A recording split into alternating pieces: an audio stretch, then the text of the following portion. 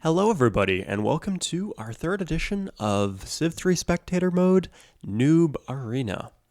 So, what we have right here is another 4v3 with some of the classic players that you might be familiar with. So we got Xeon, Fluffy, Rookie, H2 Aqua, and Slavonic, which is Milan, making their return. And we have two new players. We got Reardon, who played a lot 15 years ago, apparently, and he's recently returned to the community. So he technically counts as a new player. And we have Andre, who is actually Silent Knight. So we're just going to call him Silent Knight. There was a last minute substitution, but they're not too far off in skill, so it shouldn't fuck things up too much.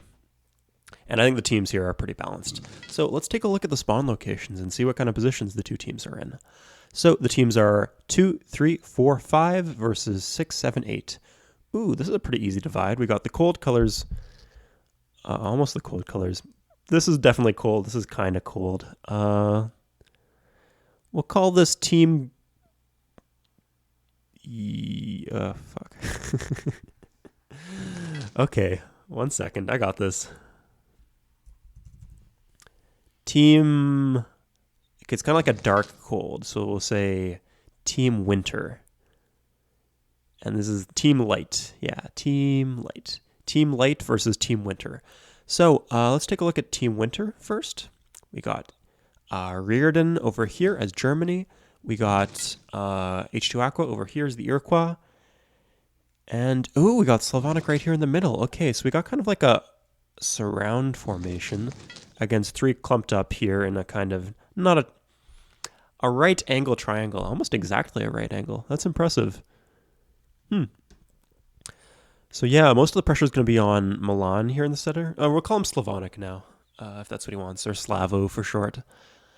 So he was using his name in like not acrylic. The word isn't acrylic. Come on, Cyrillic characters. His name was in, and so whenever we loaded him into the game, it would be like a mess because English version of Civ 3 doesn't know how to convert those characters.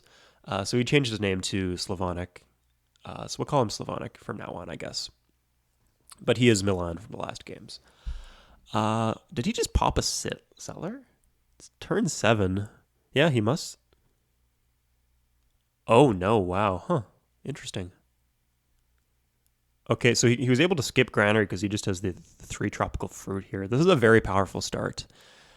When I initially generated, this is like right in the middle of the jungle, so I thought, oh, it's okay to start here because of a bunch of tropical fruit, but then I thought also better clear some land with some extra grassland so that they can road and have some mobility, but I think it's probably the strongest start on the map.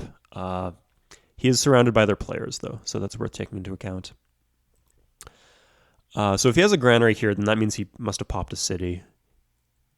If not, he just rushed settler as soon as possible. Which is not what I'd do. If I did, I would have taken it north, like along the road. It's better to follow the road normally, so you get your second city out faster. But still, it's going to be a very strong position for him. I'm interested how Reardon is going to play since I haven't played in any games with him. Like I said, he played a lot between 2001 and 2005, which is ancient history. The multiplayer community has changed a lot since then. I think QC actually was around since then, but the scenario itself has been modded a lot since then if you did play it. And most people back then really sucked at QC. It's only within the past like 5 years or so that we really solved the scenario as a community, at least to the extent that we have. Maybe there's more tech to unlock for us.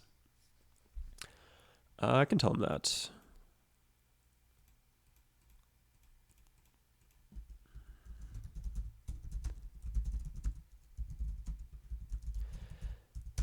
So it used to be 20 and 20, but cavalry cost exactly 20 shields, fun fact. So being able to slave a cavalry in your most useless city, we found to be overpowered. So we made it 14 shields, so you could still slave the granary and the temple. But we toned it down to 17 turns on happiness, just as like a kind of to make up for that a little bit. So yeah, we're going to see if these players can connect, like through roads, they should have a good shot. I think the one weak link might be Fluffy up here. So I kind of gave the start the worst land. It actually starts here, which is all surrounded by plains. And the reason for that is I like to give better land to starts that are in the middle and worse land to the starts that are isolated. Because isolated starts obviously are more defensible, and you have more room to grow and expand and improve the land that you're given it. So that's why this start here in the middle is so damn good. But yeah, I think there should be able to be an easy connection here between Silent Knight and the Japanese, which is Rookie. Oh yeah, Rookie is a very strong player. So hopefully he'll be able to make the most of this.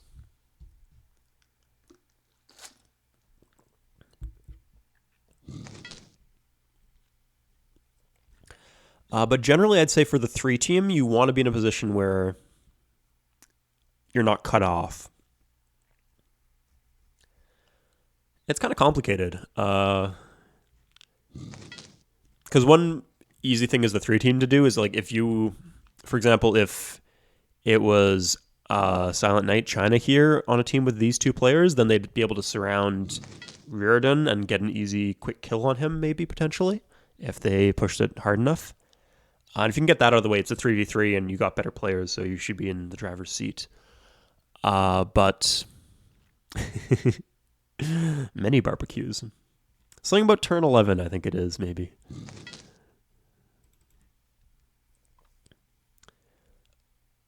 But also, if you're like all 3 players are isolated, it's easy for the 4 team to like divide and conquer. So this is kind of a mix because neither team is really has an isolated player. God, can you imagine if the teams were these 3 players together and Milan was just surrounded by 4? Somewhere out in the distance, Pixel Husky is seeing that, being like, I don't have to imagine. In game 1, he got a similar start. So, interestingly, Reardon is going for the more... Oh, okay, this is bad. I'm seeing a lot of things I don't like out of him.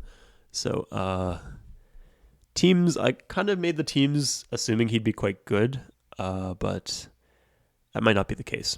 So for one, he's mining, which you don't want to do in QC so much, especially not on bonus grasslands. You want to be irrigating your bonus grasslands in QC.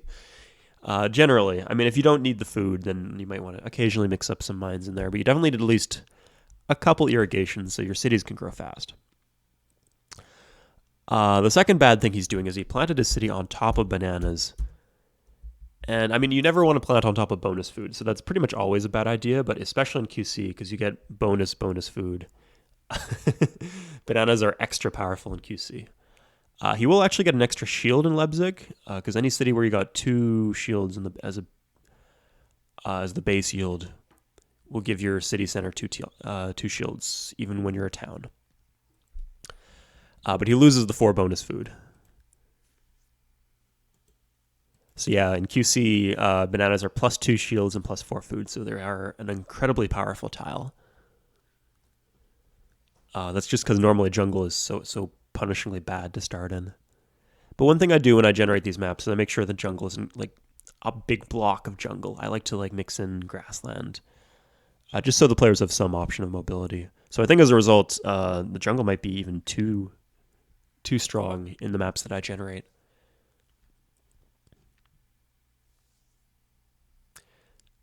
Because bananas are balanced, assuming that there'll be big blocks of jungle, which are normally more punishing.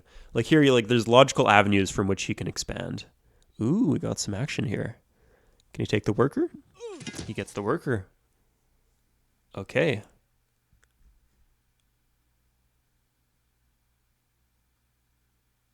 See, if he... Yeah, this is why you always... Another reason why you always want to expand along your roads.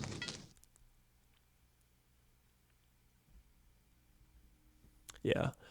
So let's take a look at what different players are doing. I'm pretty impressed by Silent Knight right now. He's got 2 cities, a 3rd one on the way, lots of irrigation, 3 workers out, and some scouting warriors. Great play so far. Same thing out of Rookie. He's irrigated all of the wines tiles, which are really crucial tiles because they are your 6 food tile. Irrigated plains, I mean, everything's doubled in QC, right? So normally irrigated plains is 2 food. Here it's 4 food. So you really want to emphasize the wines tiles, because when they're irrigated, you get up to 6 food. And he's done that, so that's a good job. Oh, an interesting thing here was I thought maybe these two players would have to compete over this peninsula and to get to the silks, but that's not going to be the case. I'm liking what I see from surprisingly good from Xeon too, although, yeah, Rookie's on his team, so this isn't any danger. He probably should have chopped the banana or just ignored it altogether. Yeah, I'd like to see more irrigation from his workers, but I think the banana does well with new players because it gives them lots of growth and lots of production. And they don't even need to work the tile to make it a very good tile. Given the bad land that Fluffy had, I like what he's doing too. His city's 2 tiles apart. Yeah, just the city placements here are good, generally. Oh yeah, this is the other thing I had with Reardon, is that he did his cities 3 apart instead of 2. Not usually optimal. Definitely not in this case. This fantastic second city spot. It's on the river, 2 away. Not any bonus grassland or bonus food. He does have the bonus food from the fish, though. So, he's at least got the 1 tile with more than 4 food.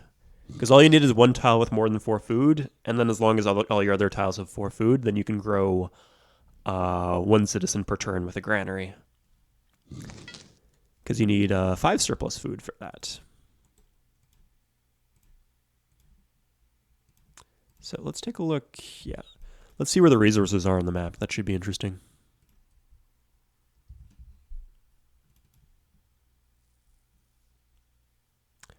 So we want to check. Yeah. Oh, the box is twice as big because I'm above size 6. But normally the box is 10 food, and then it's 5 food if you have a granary, right? So to fill the box, you need just 1 tile that has 5 food or more. Okay, he cleared out the warrior out of his land. That's a good development, but he is running into civil disorder. So if you're a new player and you got some extra time at the end of your turn, this is a great thing to do. Just to check, you can do it through the domestic advisor. I have the happy face mod, so it's going to be really easy for me. But basically, if happy citizens are outnumbered by unhappy citizens, then your city will disorder, and you want to fix that. You're allowed to have unhappy citizens, you just can't have more happy than unhappy. Ooh, yeah, we got a 4th city coming out here. Yeah, this is why Rookie's such a strong player, because he really has a good hang of the growth mechanics, I feel. He's also starting to harass. Like, he's got a lot of warriors. He's trying to gain priority over the Vikings. So I made a video called QC Military Tactics or Multiplayer Military Tactics or something like that, and it didn't make too much of a splash, but really, Rookie watched the video and he really took the advice to heart, and he's using some of the lingo that I kind of coined. I didn't really coin it, but I think it's the first time it's been applied to Civ. So hear about this terminology, which is priority in a few games, especially. I guess you could use it in like any RTS, but especially in MOBAs like League of Legends or Dota. So what it means is basically your units, you got somewhere first, basically. So because he has units here, he has vision of these tiles, and it means that if Slavonic wants to send units at Rookie, then he has to go through Rookie's units. So if he sends like an unescorted worker, Rookie can just take the worker. Whereas if Rookie sends unescorted workers here, there's no harm. Like there's no risk. On the other hand, yeah, if he wants to send archers here, like let's say he does like a solid early game push, which would be like 4 or 5 archers maybe, that could cause a lot of damage, but it won't cause that much damage because Rookie he'll know it's coming, he has vision, and he can like adjust accordingly and prepare his defenses. So yeah, and he also gets to seize key defensive tiles. That's not so important here because there's no mountains or hills between him and Rookie. But yeah, he does have priority, and he has been taken kindly to that the terminology that I applied to Civ, because it's an important thing. Like often you don't really understand this when you're like talking to your allies, because there's no really way to communicate it. So let's say you're the Dutch and you're trying to, or you're the Greeks and you're trying to plan an attack onto the Vikings with the Japanese, and you have some units here, right? And Rookie says, oh, I'll send some units at the Vikings. A helpful question would be, do you have priority? Because if you have priority, then you might have already rode it up, and you can basically surprise the Vikings by sending units into their land without the Vikings knowing. But that's not the case if you don't have priority. If the Vikings have priority, then any units you send will have to go through those Viking units, and so they'll be able to see them coming. They might even be able to counterattack against the units you send, and definitely cause you issues.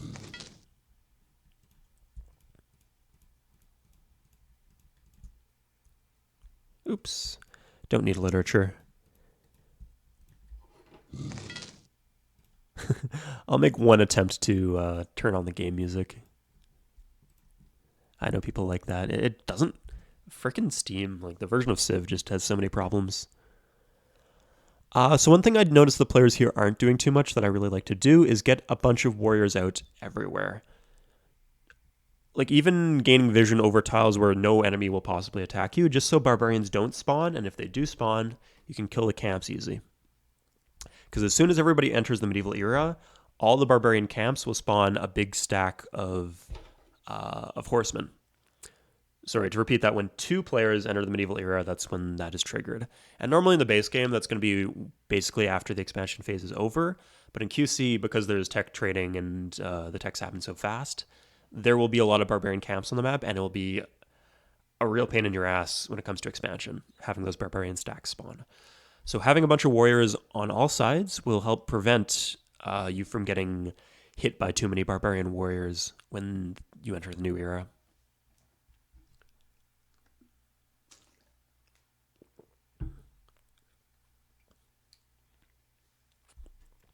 So let's take a look at what the important fronts will be. I think the big one's going to be obviously the classic, El Clasico, Rookie versus Slavonic.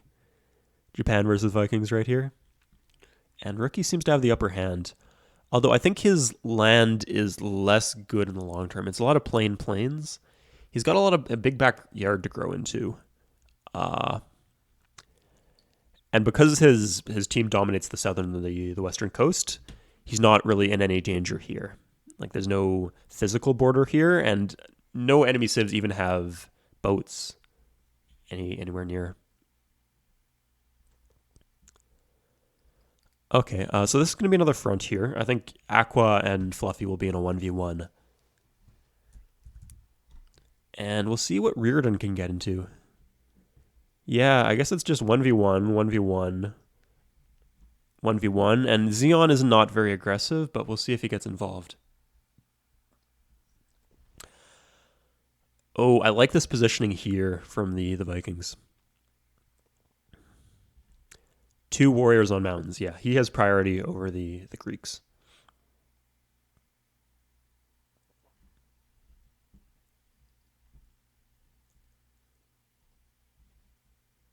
He also is on the iron here. And I believe that is his iron. Like, when I design these maps, I give players I give all players at least one shot of getting 1 iron. I try to at least. But I don't... I try to make them have to fight for it sometimes. At least a few players from every map will have to fight for their iron or expand deliberately towards the iron or risk losing it to an enemy civ. Ooh. Nice, he gets the attack off, I think. Does he?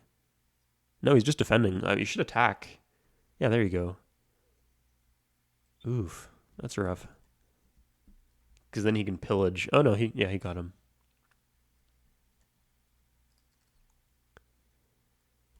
Yeah, Rookie doesn't look like he's doing a lot, but he actually is, because this is really blocking the Viking expansion phase. He's still on 4 cities.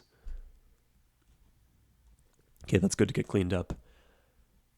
Especially with barbarians and a bunch of forced worker moves to clear the jungle. He's going to have some difficulty. Whereas Rookie's on 6 cities now, you'll notice. Okay, Silent Knight has fallen a bit behind in expansion, but he's going to get this good hill city. At least I hope that's where he's planting a city. It's a good spot. 2 bonus grassland, 2 incense, and defensible because it's on the hill. If he really wants to play aggressively, he can try to plant a city on this iron or on this incense, or both.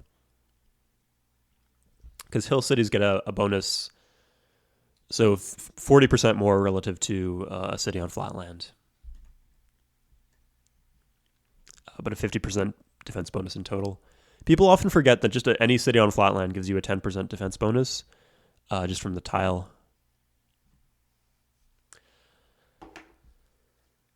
That even includes people who know that like hills are a bonus 50% defense bonus for cities. So that's great, right? But it's only 40% more relative to the flatland cities, which is going to be every other city.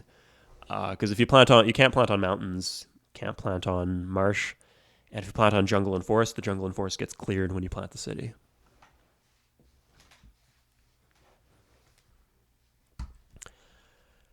Yeah, I think the bad land is kind of biting Fluffy here and dampening his expansion possibilities.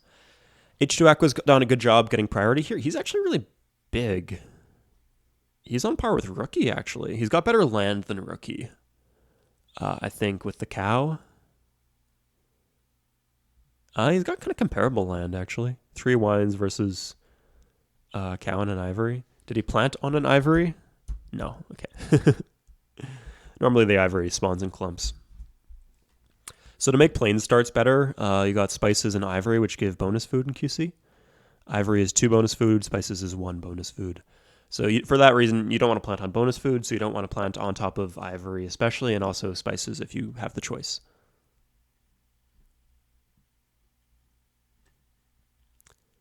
Yeah, we'll see if he clears this out before they enter the new era. Otherwise, that could cause some problems. Okay. Greeks finally have their 4th city out. What are they doing if not? They're not building a lot of military units unless they're parked in these cities. 4, 6, 8. Oh, man. I mean, it's right in my name. I don't even feel bad, dude. He thought the teams were something that they weren't. Every game, if you want to play with us, the teams are, if I'm in the game at least, the teams are going to be in my name. 2, 3, 4, 5 equals players 2, 3, 4, and 5 versus players 6, 7, and 8.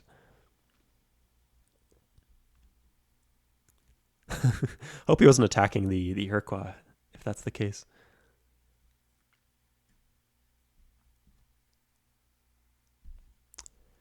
Yeah, looks like Milan's actually, or sorry, Slavonics. I was going to say he was. This is bad. I mean, you can kind of get away with. Yeah, he's just going to lose his settler to a horseman here. Do not send out unescorted settlers. And better yet, try to make them follow roads. I mean, the ideal is you pre-road, right? So you'll see this here. Like, let's say he builds a settler in Edo. It goes 1, 2, plant. So the same turn it comes out is the same turn that you plant the city. That's not always going to be the case that you can do that, but ideally you should be doing that for as many cities as possible. But at the very least, like if you want to place the city here, you go 1, 2, 3, and then there's only 1 turn where you're out there exposed. The way he did it, there was 2 turns where he was out there exposed. You got to guard the things that need guarding, and that's going to be your settlers, like more so than your cities even. Like he's got vision down here. He knows there's no like stack of Chinese horsemen like waiting to ambush Berlin, you know? So what he should be doing is using the units that are in Leipzig or in Berlin to guard the settler. It's more important to guard settlers than it is to guard your cities. Okay, H2 Aqua is... I think I've been writing him off. Like, he was pretty strong last game I saw him. And he was... Was he in the last... Oh, yeah, he got his ass... Yeah, he was in QC 2, or sorry, the Noob Arena 2. And he really got stifled by Rookie early on, like losing to the settler, etc. Huh. What happened? Did he plant the city before the turn ended? Let's look.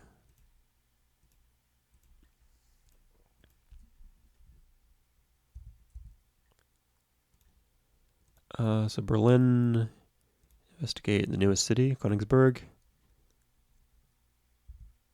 Saucy's hometown. Okay, yeah, he must have planted the city at end of turn before the barbarian had a chance to move. So that's good. Okay. Otherwise, things might be difficult for Team Winter. But I'm thinking H2 Aqua is their big hope for a strong game here.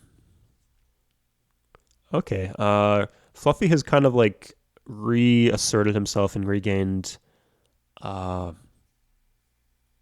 priority here.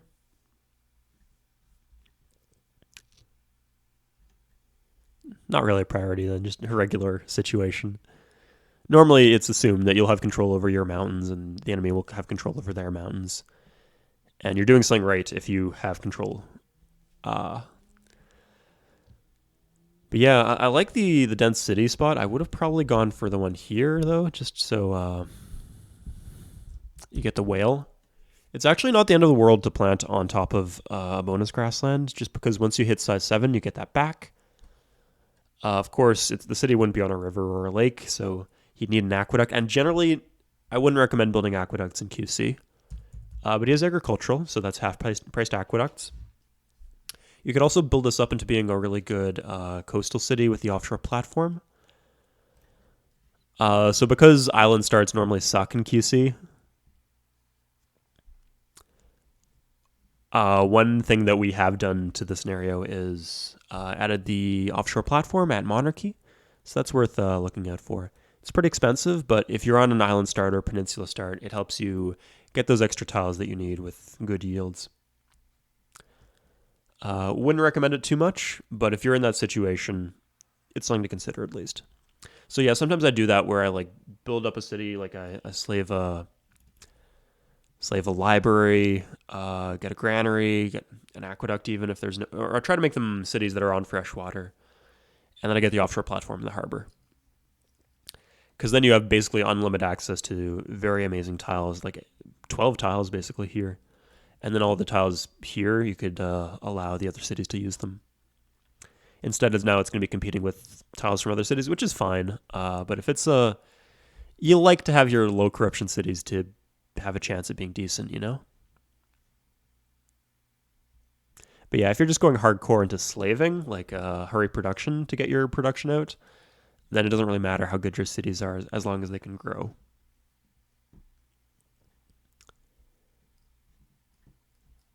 Okay, an interesting front might... I don't think Fluffy's ever going to be in a position to move on to the Vikings here. That being said, he does have a warrior. Probably out of moves, or else the Vikings would be doing something about it.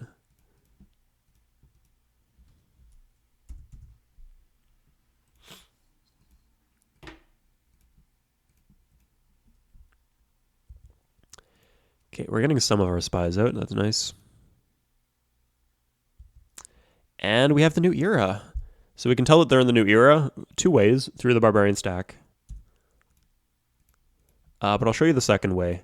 You can look at the art on the cities and kind of tell. Not kind of tell, you can just absolutely tell. It's just harder for some civs than others. The European civs, it's really obvious because they turn from like ugly huts into like chapels and Gothic buildings. So that's really obvious. I'll show you with the Asian civs. Yeah, a lot of lag at the start of the turn there because of the barbarians moving. So he's not in the new era, but Rookie is. Okay, so you can compare. So I like to like see the lines on the buildings. Line. And if you compare, there's no lines. There's got this guy right here. And we're back, people. So as you can see, Slavonic is really having issues from all ends here. Units near his land. Chinese, Dutch, Greek, and Japanese. And he only has so many to defend them with, so we'll see how he adjusts. Luckily, he kind of has this secure front on the north with the Iroquois there. But it's hard to guard all these mountains to himself, and it'd be nice if the Iroquois would pitch in and kind of help him get some vision there. So, this is another thing you see from new players sometimes that I really would advise against, where like they seem to be like incapable of building a second worker. I'm not sure what happened to the Germans here. We'll check the... Okay, they do have 2 workers. They're just stuck in the cities because of the barbarians.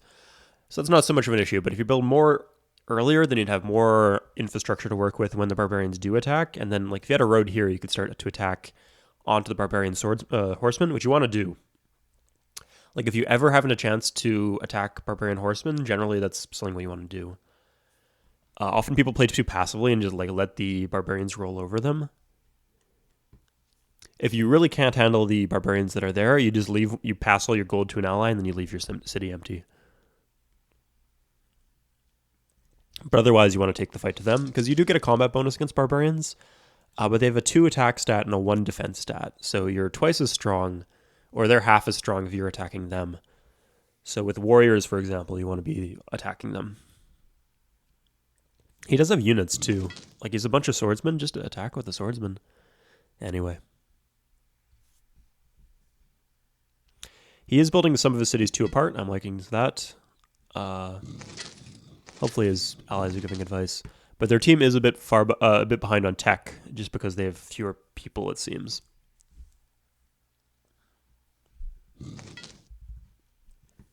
Now, if you grow fast, you can speed through the tech tree pretty quickly, but that's not really what's happened here. So let's see what the Greeks have. They only have 4 cities, so what have they been doing?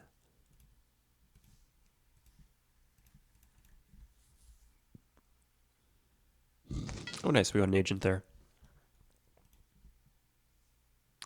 The lag from the barbarians. Oh, my God.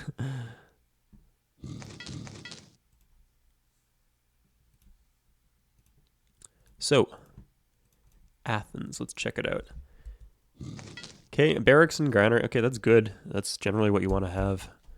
Let's see what kind of army he's got. Is he stacking too many units or something? No? Huh. I don't know what he's doing then. Anyway, if I was him, I'd get some cities out. If you can get this spot right here, that would secure the iron. I say secure. The Vikings still could contest it. No, they actually couldn't, because they got a city here. Can't put cities 1 tile away. So, for example, if there was no city Burka, he could put the city here and then try to get more culture than the Greek city. And that would give him access to the iron. But the problem there is that the Greeks are a scientific civ, so they get cheap libraries. So in a culture war between a scientific civ and a non-scientific, non-religious civ, the scientific civ is going to win. Religious civs have cheap cathedrals and cheap temples too, so often they will beat the scientific civs, but if it's scientific against non-scientific, it's probably the scientific civs that's going to win. A small bonus for being scientific.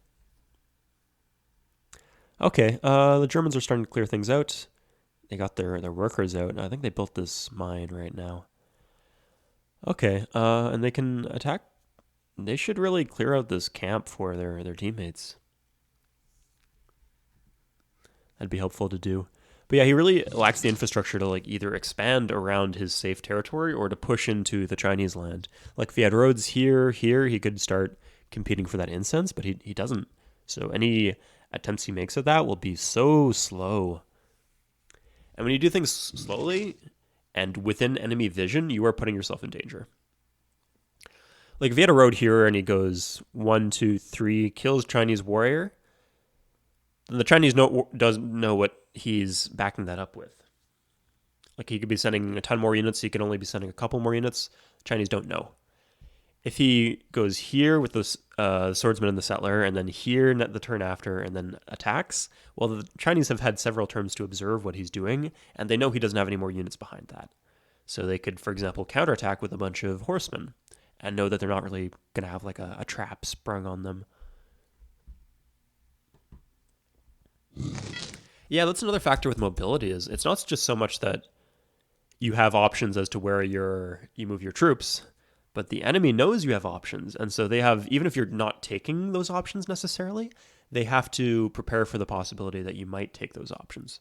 So for example, if the Chinese built a road up to near Hamburg, then the Germans would have to defend their city a lot more because an attack could come very suddenly and very unexpectedly. Whereas right now they don't really have to defend too much because they have vision.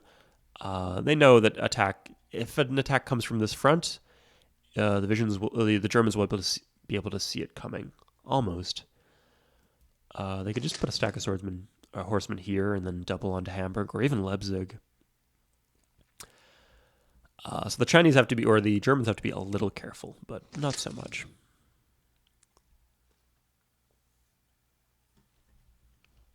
Let's see where these barbarians go.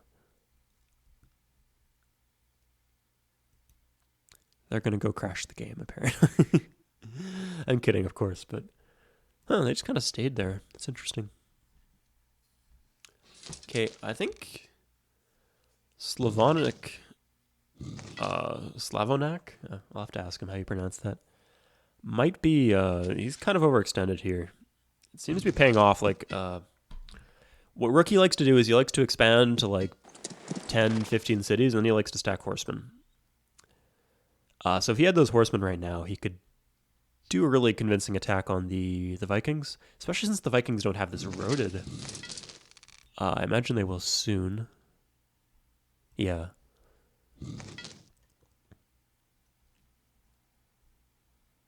The one thing that's nice about jungle, the jungle is actually great for defense, because you know that you won't be surprised by an attack with mounted units, because mounted units move just as slowly as melee units through jungle. Unless you have conquistadors or something.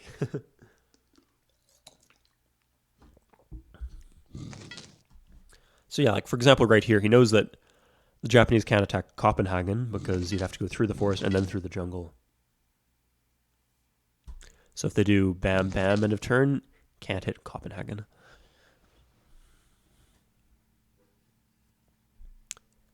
Okay, Germans are pitching in by providing some vision here. Scandinavia has horses.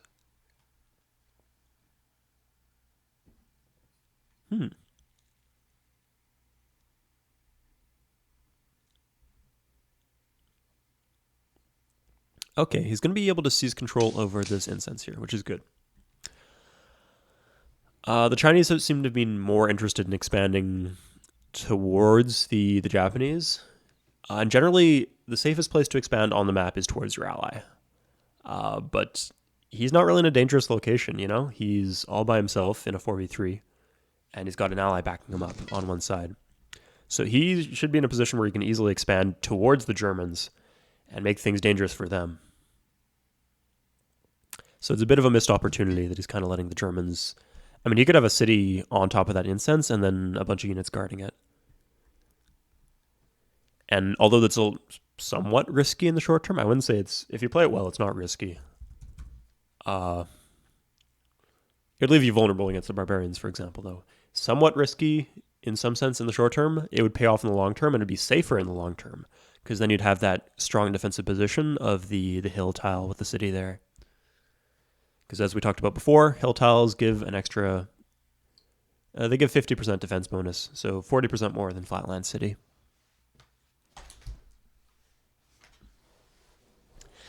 And that's nice because you don't have to do anything to set that up. Like you don't need walls, you don't need to grow your city to size 7. Just build the city and you instantly get that bonus. So that's nice. So yeah, seize control of the hill. That's a really important tile. So it seems kind of like a meh interaction, but this is an important tile to be fighting over. Because that means it's not just that the Chinese miss the 50% defense bonus. Now the Germans will be able to plant a city there, and they'll get the defense bonus. So it's like an 80% swing.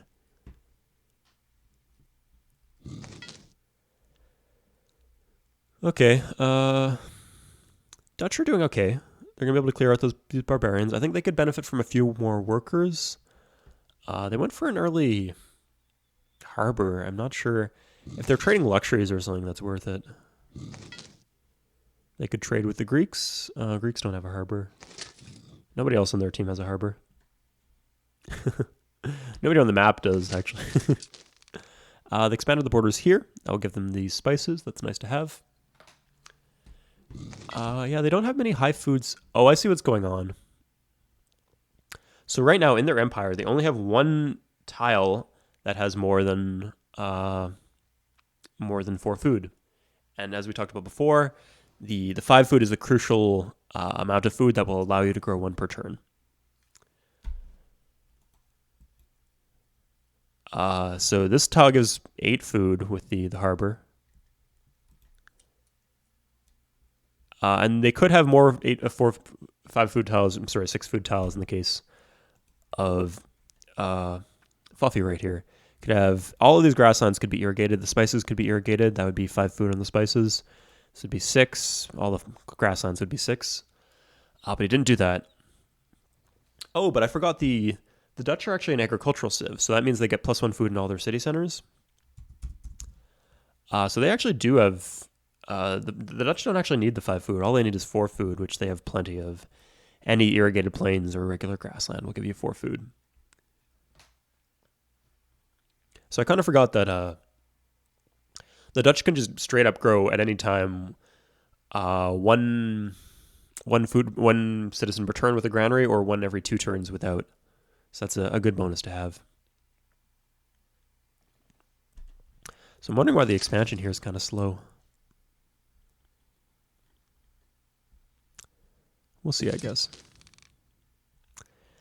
The Iroquois, of course, are also an agricultural civ. So they also get that bonus.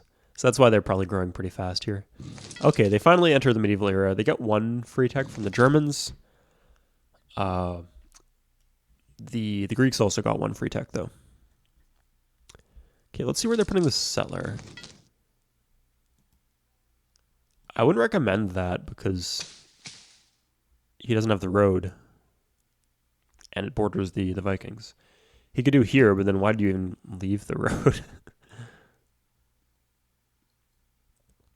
See, what happens if you plant the city here, all the Vikings need to do is like, oh, there's a new fresh city. Then they just dump a bunch of archers end of turn, then start attacking the start of next turn, and the Greeks can't reinforce. Especially if the Vikings know that there's no road here. Whereas if there was a road here, then you could reinforce while the city was under attack, and it'd be a lot harder for the Vikings. But no, he's going for the bonus grassland. That's a good spot. Or maybe here would be good too. This would be the better city, but this one would be closer, and 2 tiles away is always good.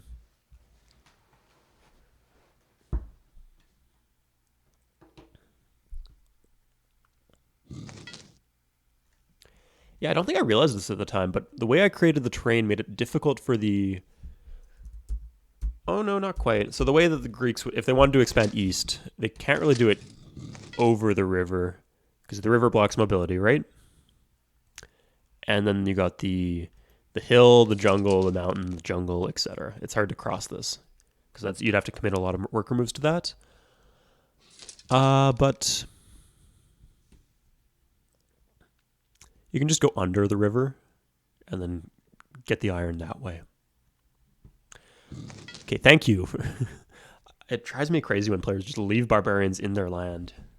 Just chilling there, you know? Or barbarian camps is even worse. If you can't kill the units in the camp, like there are a bunch of them, a good strategy is to plant a city next to it or expand your borders. That's what he did here. But there's only 1 unit, so you might as well just kill the unit. Barbarians get such a massive combat bonus against barbarians that you can almost always kill them with whatever you have. Warriors, spearmen, anything. Even if they're on mountains. The one thing I'd be skeptical about is attacking with damaged units, but aside from that, yeah, just kill the barbarians. Speaking of which, Germans pushing in here. They finally got another road, more infrastructure. That's nice.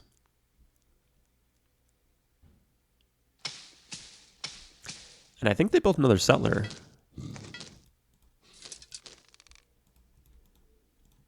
Oh, yes. Okay, this is a good spot, too. It's connected. Gets them the horses. It's safe, too.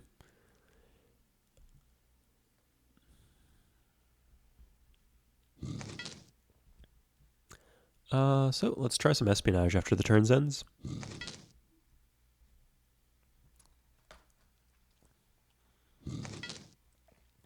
So an important thing to remember is that there is defensive bombard defensive bombard is very strong in multiplayer due to a bug. So that makes Burka and Stavanger actually decently well defended. But Rookie might be going for a bit of a swordsman push here, not a traditional one. Normally what you do is you build a bunch of veteran or regular warriors, and then you upgrade them. He's just hard building them, though. We'll see how many he has. Could work.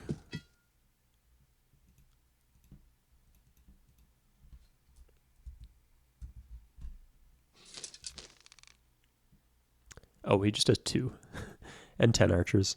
So let's compare that to the Vikings. 13, yeah, that's about even our armies. Lots of warriors, though, so if he had the money to upgrade them, this would be very good for him. I'm not sure that he does, though. Huh. Okay, this is interesting formation. I think he's trying to push towards the iron here, which is good. Okay, he's clearing out a lot of the warriors here. That's good to see. I think that's very helpful towards the Vikings, because the Vikings have to worry about this flank too once the Chinese get here.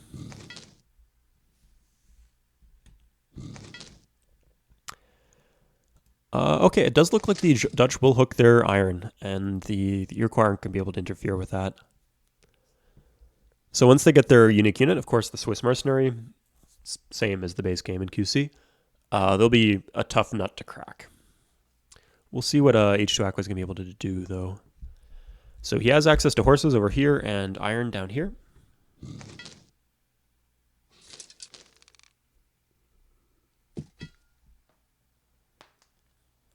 So he could do a big night push.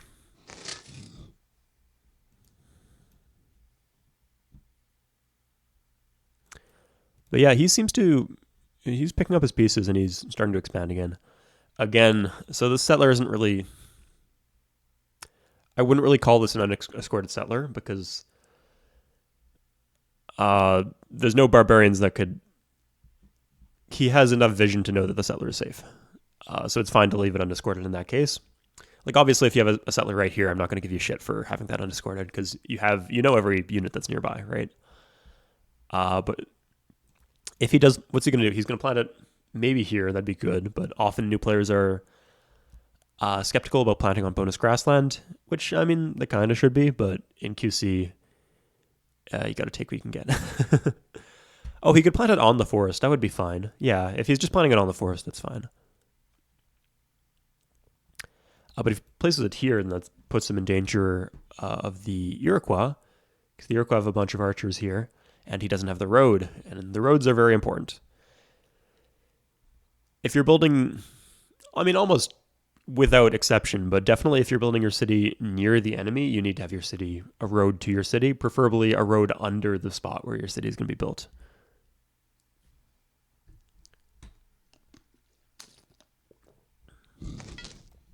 Okay, Xeon slowly catching up in cities. He's going to have his 6th. He's got like a tight little defensive nation state here. Let's see what he has in Corinth and Thermopylae. I suspect he might be going hard for buildings in all his secondary cities. Which will mean he's set up well, you know? Last game he was kind of aggressive, but didn't have much going on at home. Yeah, barracks, granary. Let's check. Corinth, was that?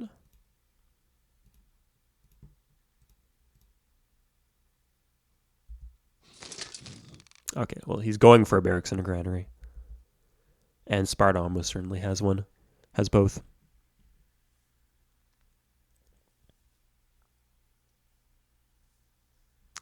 Yeah, I mean, this is why I like to...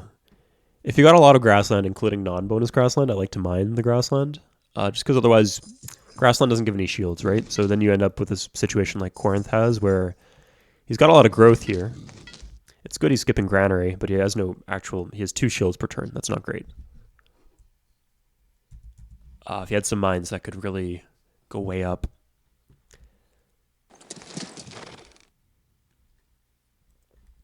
Okay, you got Frankfurt coming out. Yeah, he seems to have learned his lesson about, like, he did the 3 tiles apart, and then everything since then has been perfect, you know?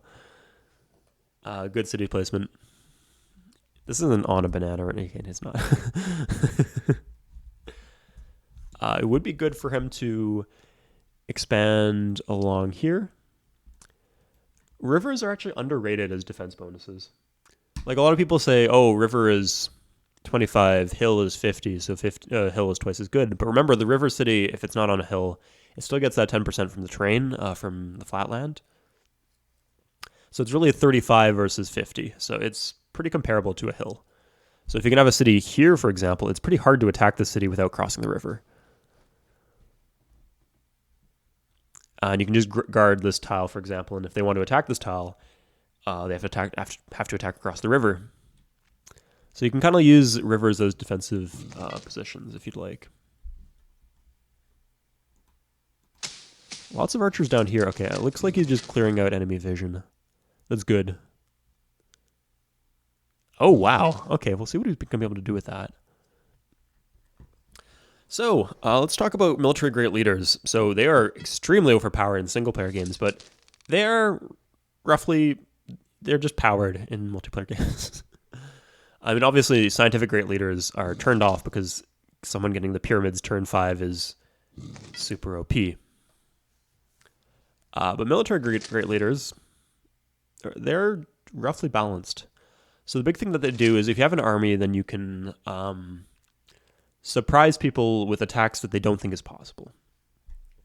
So traditionally, when you have your sentry net in terms of vision, what you assume is, okay, they can attack 4 tiles. If it's flatland, they can go 4 tiles with their horsemen, 2, and then at end of turn, then another 2 at the start of the next turn. So if you're the Germans, right, you think, okay, as long as I can see everything 4 tiles away, like if I can see this tile, then he can go 1, 2, 1, 2.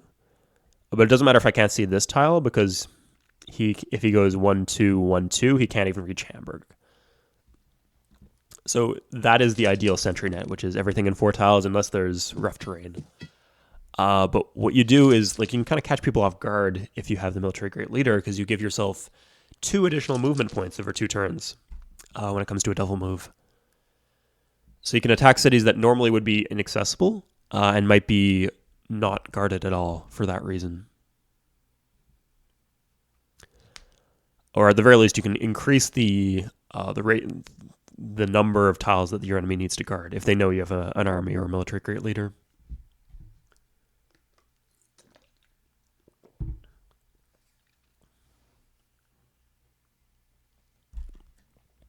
So the other thing you can do is rush a small wonder, which, I mean, QC games are short, so you don't really want the heroic epic. So your option, and the games don't, you won't have enough great leaders to get like, I guess maybe you could do Military Academy. I've never seen that happen in a game of QC, to be honest. How much would an army cost in QC? Okay, army's a unit. Why doesn't it show? It's got to be in the Civilopedia. All units need a Civilopedia entry. Army, there you go. It costs 200 shields. So because QC is technically played with accelerated production, that means 100 shields. That's a lot. That's as much as... I think that's as much as the pyramids.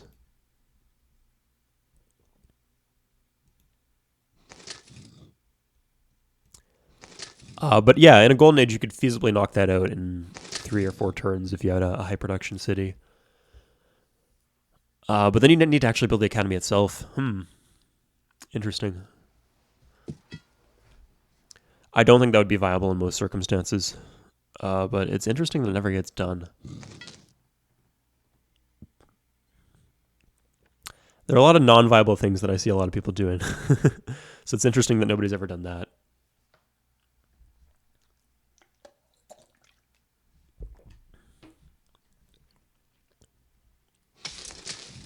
Speaking of non-viable, we'll check what wonders people are doing.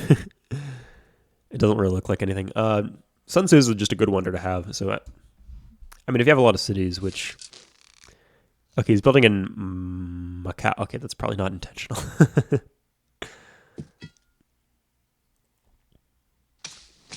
Yeah, Sun Tzu is viable. Definitely viable. It's one of the strongest in the game, actually. You just need a lot of cities for it to be worth it. Which I don't think anyone, with maybe exception of a rookie in the long term, anyone has enough cities to really benefit from Sun Tzu's.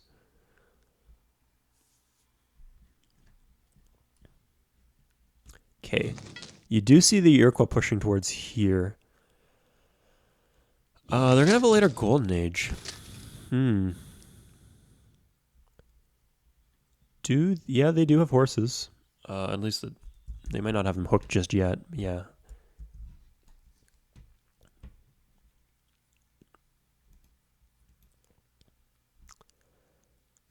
It's interesting. Yeah, normally the 4 team or the 3 team need, if unless someone is crippled on the 4 team, people on the 3 team need to make some sort of play. So I'm wondering what they're gonna do. And I don't think he's in a position to attack Silent Knight. Look at his Silent Knight's infrastructure compared to Reardon. Also, yeah, Slavonics like surrounded on 4 sides potentially, but really only 2 at the moment. And Xeon's not very aggressive. So Reardon isn't expanding, but he really is helping out his allies by gaining control over this land over here. Because it means that the Vikings can kind of relax on one front. Let's take a look at armies. Yeah, okay. This seems more like... It doesn't seem like the army of someone who's planning a particular attack. Neither does this.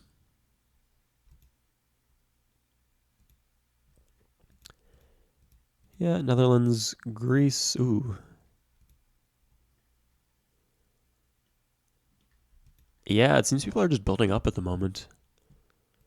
With the exception of Germany, but the Germany doesn't have the infrastructure to attack anyone. Like, they don't have the roads leading to anyone. They do have the vision now, so if they got the roads, that would be good. End of NT Tech Scandinavia. Okay, let's see. Did he do like a big upgrade or something?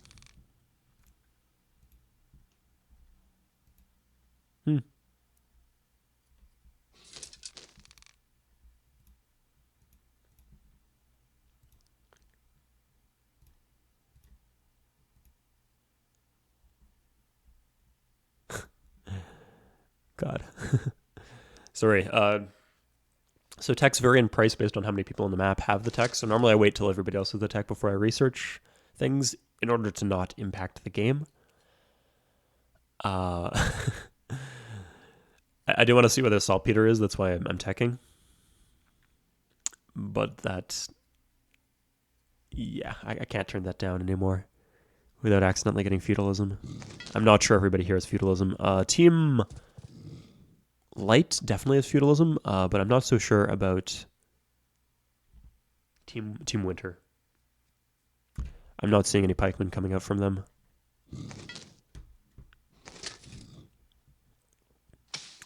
Okay, this is interesting. 1 iron, 2 irons, and they're not really making any play towards securing this 3rd iron.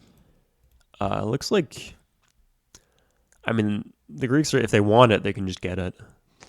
They're really stockpiling a lot of units here. I don't know what they're doing. They could be trying to back up the attack coming out of the Japanese. Okay. Oh, interesting. Huh, the Chinese got a great leader too. Oh, with riders, rider armies are especially dangerous because they have 4 movement points, which is absolutely insane. Plus auto pillaging. Because games of Civ 3, sorry, multiplayer games are simultaneous moves, right? So auto pillaging isn't quite as good because, I mean, to get full effective auto pillaging, you go on flat land, right? Because if you go, your movement is really restricted each turn if you go on like hills or forests or whatever. But if you go on flat land, then you're making yourself vulnerable, and there's like a lag, right? It takes some time for the pillaging to happen. So for that reason, you have to be careful when auto pillaging, but definitely like, I mean, if like you double move, let's say, onto this mountain right here, right? Before you go wherever you're going to go, you can pillage just for free, and it doesn't cost you anything. So that's nice to have. Yeah, typically when you're with armies, you want to end turn on good defensive spots. Like force the enemy, like if they want to kill your army, they have to invest a lot. And then even if they invest a lot, they better be sure they get the job done. Otherwise, you can just run out and then you get out for free. Oh yeah, this is the other use of an army, that you can Like, let's say he had like a stack of units, of Japanese units in Viking land. Hold that thought. Oh, we'll see what he can do. Copenhagen does not have walls. It is size 2 now, so... Okay, yeah, he's got archers in there. Yeah, he just got slaughtered by defensive bombard. We'll check... What's he got in Copenhagen?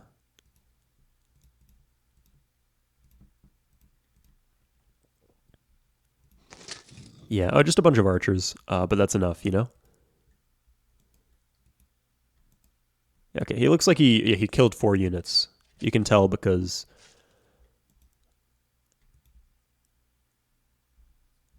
Not even that many, just archers, you know? Defensive bombard is strong. Like, if you attack with 8 units against 5 archers, the archers are going to win, because they just straight up are probably going to win the first 5 rounds of combat. Your units are just going to insta-die. And then you can't kill the remaining of the archers. 8 versus 5 would be borderline, like if you're talking with medieval infantry. Because some of the medieval infantry might survive the defensive bombard. You might get some damage in. But yeah, as soon as they start reinforcing, you're fucked. If you want to beat defensive bombard, you really need to have more units than the enemy player.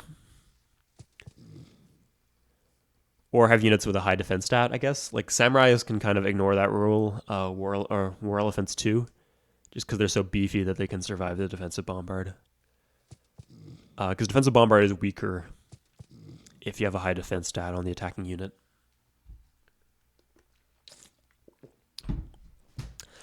So we were kind of like, oh my god, he planted on the banana again. Yeah, we were talking about this in the Discord, like, what is the mathematical way that the defensive bombard works? And I think it's like, defensive bombard will trigger once per connection in the game. So right now there's like 25 connections or something. There's me and the Greeks, me and the Dutch, me and the Chinese, etc. And then there's the Greeks and the Dutch, the Greeks and the Chinese. So that adds up, right? So then defensive bombard normally has like, what, a 25% chance of going off and doing 1 point of damage. So then you got 25 times a quarter. So most of the time you're going to end up with an instant kill on the attacking unit. Or sorry, it's not instant, because there is a lag first where you get like a couple hits off. Like, the medieval infantry could land some hits on the archer before the defensive bombard actually triggers. So it's not like completely useless dying to defensive bombard, but it is a real pain. But yeah, it's not as big of a factor in smaller games because of the reduced connections, we think. So yeah, this is a bit of a waste using a medieval infantry army. Unless they're going for a super early push, you want that to be a rider army, I think. Maybe he's scared of the... I mean, the Germans are building up here. I mean, they do have a lot of bonus grassland, and they mined all that bonus grassland, so they can easily get like a veteran swordsman per turn in Berlin if that's what they're doing. And that's good to have. They really need more workers. Let's kind of see. They're kind of playing this like it's the MPT scenario where you kind of worker moves are slow that you just accept the fact you have shit infrastructure, basically. But he really shouldn't be doing that.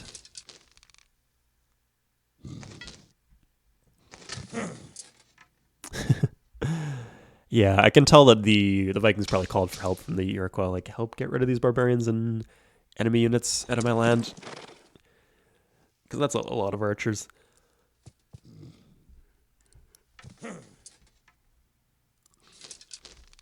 Dutch are continuing to expand, but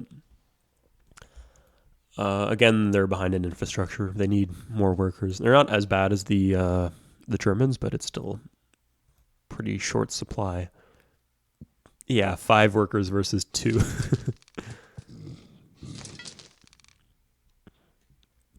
But yeah, normally you want something like this, ideally. Given the high population of these cities, I think he could use a couple more workers, but yeah. You want to be playing Civ City, not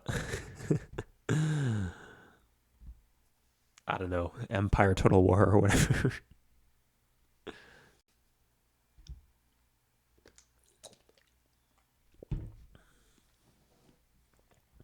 Empire Total War where you can conquer all of France by taking the one city that they own.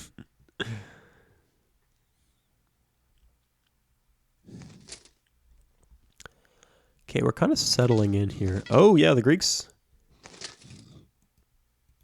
How did they get that iron? I thought the Vikings had a unit on it. Did they just attack with a bunch of warriors? That's crazy. They're still in 6 cities, though. They're still irrigating, too, which I don't like. I mean, it's fine in these cities because they can just use the extra food from the forest tiles and from the mountains, the hills. But there's no high shield tiles next to the Greeks, so yeah. The extra food isn't doing them much good. And then they get to size 6, they run into happiness issues. They might even try to go for an aqueduct, which is like, why do you need the extra citizens? Because you're not getting any shields from those citizens anyway.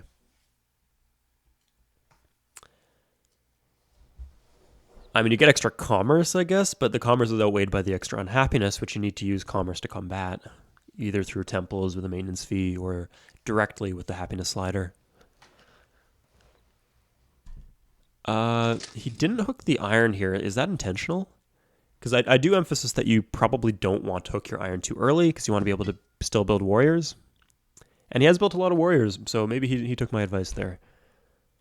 If I was him, I would not be in a hurry to hook the iron. The one thing is he's might run into unit support issues with all these warriors and not many cities. So yeah, either build some cities or at the point where you're running into unit support issues, you might as well build the higher quality unit, get more bang for your buck, you know?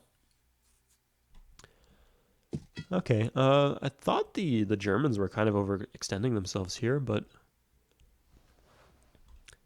I don't know, the Chinese don't really seem to be contesting too heavily. Like, they're guarding all their borders. Like, the whole point of expanding along your allies' borders, you don't have to guard those cities.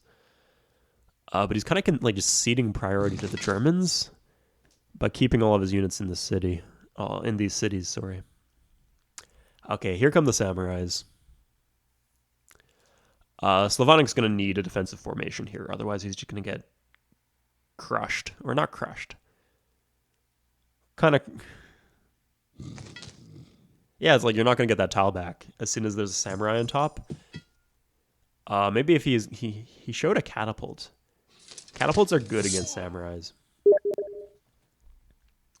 Huh, he actually kind of let him... Yeah, I think the Japanese were just fishing for a golden age there. Anyway, yeah, you need ones, like... Ideally, you want, like, a warrior and an archer, warrior and an archer, warrior and an archer on all these tiles. Otherwise, the Japanese are just going to come in and just pillage you, you know? Just double move. If you just do a double move, bam, bam, you can reach this tile, this tile, this tile, and then pillage them all, and then put units here, here, here, here, here.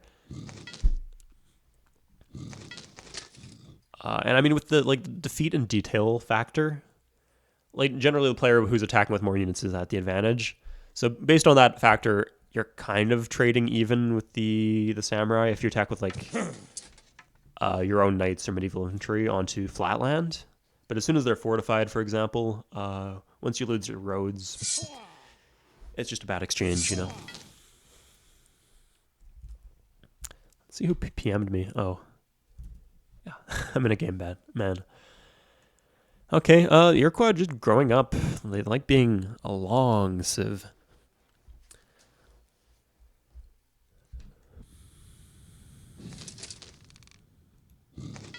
This is just defensive units.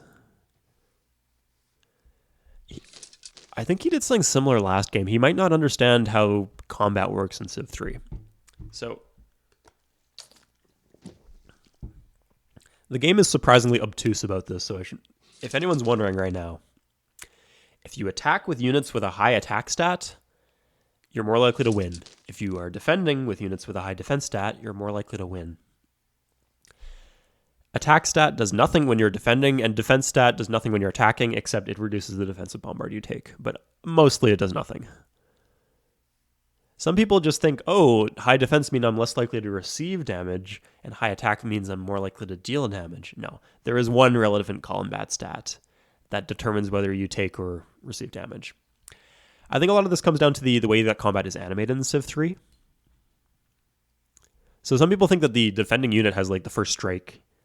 Like the way they think it works is, oh, the defending unit gets a chance to attack and deal a point of damage or no points of damage. And then they either do or they don't. And then the attacking unit gets a chance and then back and forth, back and forth. That's not how it works. That's how it's animated. But the way it works is based on the ratios of attack units' attack value and defending units' defense value. Each turn, you take off 1 hit point until one of the units is dead. So if you got 2 attack and 2 defense and then no defense bonus, it's a 50-50 ratio. So each round, there's a 50-50 chance of each unit. Either the defending unit will take a damage or the attacking unit will take a damage, and then you just repeat until one of them is dead or retreats. So the Germans do have a road here. Why are they? They're grouping their workers together, which is inefficient. It's a miracle they have the roads that they do have. They just really need more workers. I mean, they got the crucial, like they got a road between Cologne and Hamburg, for example, but I think if the Chinese start pillaging, they're going to be in very serious trouble. It really just seemed like the Chinese were fishing for a golden age.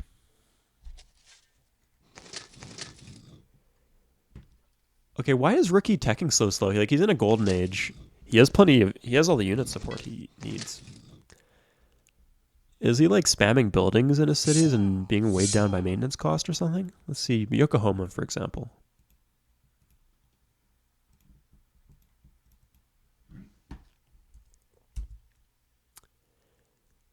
Oh, gee, yeah, that's it. He's just dying from from maintenance costs.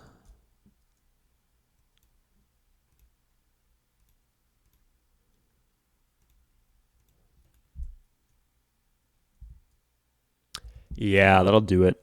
And you can see he's paying maintenance, like there's a little red commerce indicator there.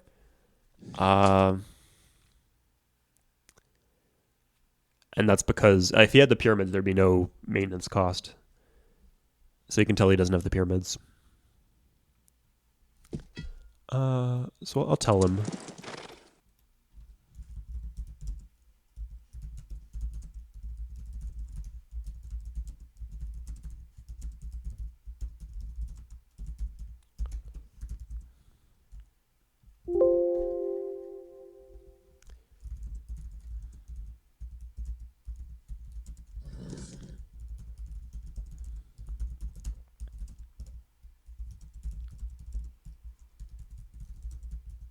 I mean, yeah, if you're going like hyper carry, like if you want to go fucking huge and get 1,000,000 cities, like scaling up for like a hyper late game, if you think that's the way the game is going, then I suppose you could argue that you might want to do it that way.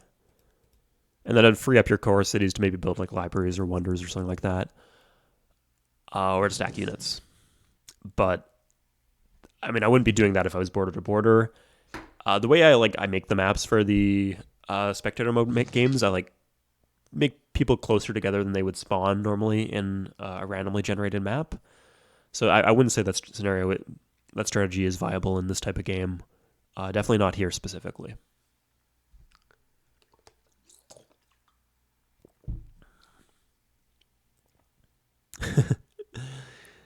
Yeah, sometimes I do that when I'm just like completely alone. It's like I have nothing I can do here. I might as well just get fucking huge. My allies might die. There's nothing I can do to save them. Might as well just be really big for when they do die.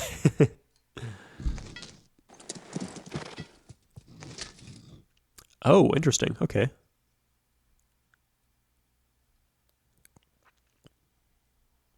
Okay. So Team Winter has chivalry. So the Germans will be able to get their golden age. So I should mention that there's a patch coming for QC. And the Germans will finally get rid of the German Golden Age Knight. This is a half-assed solution to the problem of the Germans not being able to get a Golden Age. Because everybody likes the Germans. Like, we can't remove them from the game because they got just such a banging... They got a banging trait pair. Militaristic and scientific. Everybody loves it. But the issue is their normal unit is the Panzer, so what do you do there? They need some way of getting a Golden Age because... I mean, until the very end of the medieval era, there's only 2 scientific wonders. So not only would they be the only civ that can't get a golden age from their unique unit, in a practical sense, because games never go that late. They can't get their golden age from their unique unit, but they'd also be really easy to deny them a wonder golden age. Like all you'd have to do is have 2 people in the enemy team build the Great Library and the Muslim and Mausolus, and it'd be impossible for the Germans to get a golden age. And that's what used to happen before we modded the scenario. It was such a pain to play as Germany. You'd have to really fuck up your expansion phase to get the Mausoleum or the Great Library early. And you might think, I mean, even at the end of medieval era, you finally get another scientific wonder, which would be Newton's University. But if like you're a strong carry player, like if you're like the strongest player on your team and you're Germany and you get denied your early golden age, then your team is just going to be behind in tech because golden age allows you to tech much, much faster.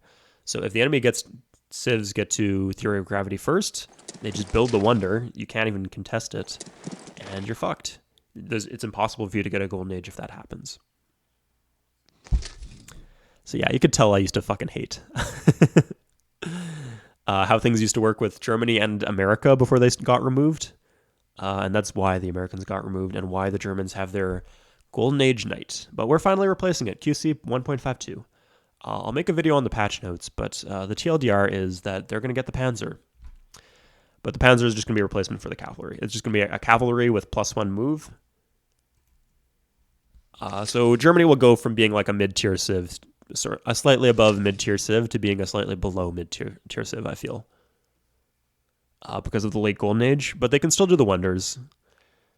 And the enemy team can still deny the wonders if they want to. The key thing is that you have a backup in case your Golden Age does get denied. I mean, it's like what the Russians and the Ottomans deal with, so it's not too punishing.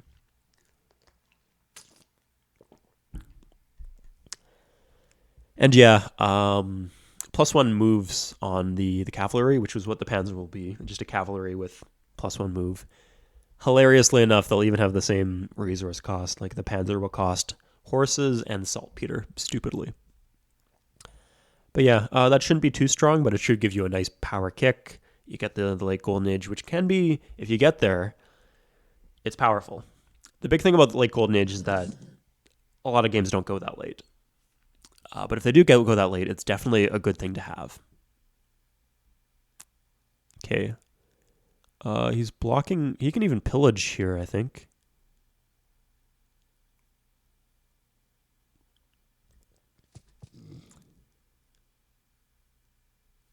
Huh. He's kind of leaving himself exposed. Wow, that's really good RNG for the Germans, I think. Did they like attack with a stack of units or something? We'll see. What's in Heidelberg? That was a bit of a waste. Yeah, that's poor troop movement. Oh, Golden Age for him, I guess. Yeah, he just attacked with 1 knight. I mean, he left himself on flatland.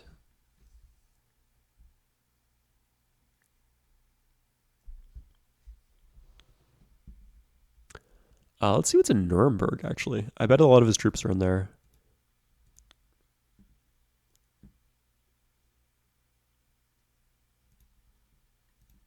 Oops, we'll get the spy here, I guess. Great. So investigate Nuremberg. Fantastic. Okay, a bunch of damage units. Not too many, though. It's not... That's like a reasonable commitment of the forces that he does have. The thing is, because he has no infrastructure, no improved tiles, it's very hard to guard against the Chinese because the roads he does have are few and far between, and so it's important that they don't get pillaged. And it's hard to maneuver around. Like, it'd be nice if you had a road and you could reinforce this way if this road gets blocked, but you don't. Especially against riders, because the extra movement point of the rider. Oh, God. Yeah. That's bad luck for you, Silent Knight. Huh. Oh, he actually cleared out the mountain. That's good. He should guard that a little bit more because it's a really key mountain tile. Because from that mountain, they can threaten this mountain. They can threaten the... They can double move from there onto Stockholm or Bergen. I mean... Yeah, they can't do that from... They can't threaten Stockholm, at least, from anywhere else that's out of vision. I mean, this is not out of vision, but... it is a pain in the ass to deal with. Because in addition to threatening Stockholm, you're threatening all of this crap.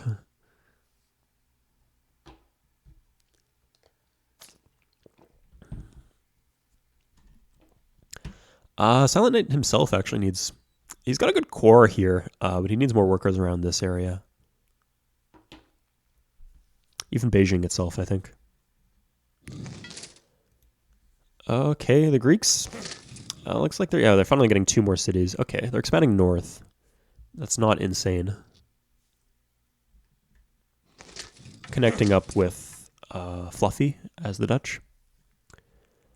Ah, okay. We'll see if anything happens here. Yeah, he's dealing with it well, though. On the iron. Bold of you to assume that Xion actually has any offensive army. Maybe he's talking to Silent Knight, though. But yeah, I mean, this is one of the other reasons to stack archers, because archers are good on defense because of the defensive bombard bonus. You do probably want some spearmen in the mix. But archers on their own are very good. And then you can use them to attack and if the situation calls for it.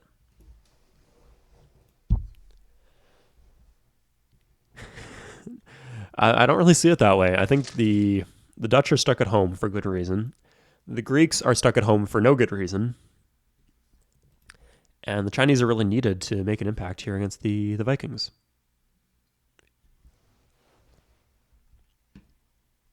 Huh, they kind of swung around here. Yeah, okay. I talked about this in previous videos. So Xion is making another mistake that I pointed out before, that he's guarding the cities that are most important and not the cities that are most vulnerable. Because in QC, really, there's 2-seat elimination. You lose 2 cities, you die. So really, all cities are important. Because all cities, if you lose them, whether it's your best city or your worst city, they bring you 1 city closer to dying. So Delphi should be guarded, and then nobody's going to attack Athens. They have engineering. Engineering allows you to trade maps. They know where everybody is on the map, you know? They know that nobody's going to boat him unless they go all the way around, you know? It's just not feasible that Athens gets attacked, so you should be guarding the cities that might be attacked, like Delphi. Look, you could have a bunch of knights in here. End of turn. Goes on this road, bam, bam, and then attacks Delphi. Sorry if I pronounced that wrong. If there's any Greek people watching who want to give pronunciation advice for the city names, go right ahead. Athens almost sounds like an English word, you know? Oh, I know what it is. Okay. So I know that Greek is actually one of the few languages out there that has the th sound, like the th, or th.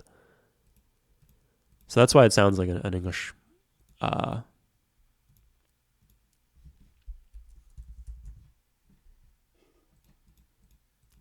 English word. So let's see what he's got. Thank you for pointing that out. By the way, Aqua. 18 knights. That's good. He's got walls all here. I think the city he should be attacking is Maastricht or Groningen. Groningen. But yeah, you could double 1, 2, 1, 2, kill. No walls. This would be across a river. But if you built the road here, you can make it not across a river. I don't know. With 14 knights, I'm not sure all those knights are in position, though. Okay, let's take a look. Fuck. Oh, he can still move. Okay. You got to be careful in that case, then. Because if you don't get the unit onto the tile before the turn ends,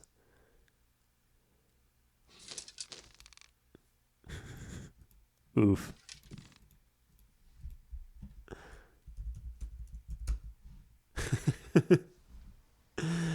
So yeah, technically that stack move went through at the start of next turn, so he can't move again.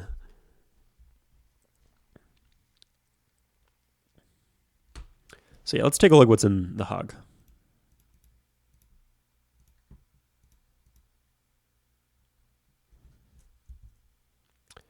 He can hold. Yeah, he can hold. With the walls and the Swiss mercenary, yeah. There's no question about that. I'll check out Harlem.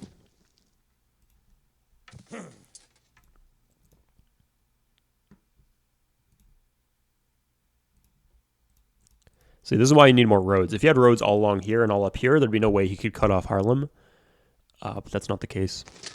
Okay, Harlem's a little bit more exposed. Don't build marketplaces, dude. Just, oh God. So sometimes, if I got like 25 shields per turn in my capital and I can get the marketplace in one turn, and I grow my capital really big and I have a bunch of luxuries so I could really benefit from the happiness, then I'll go for a marketplace. Generally, it's not a good idea, though.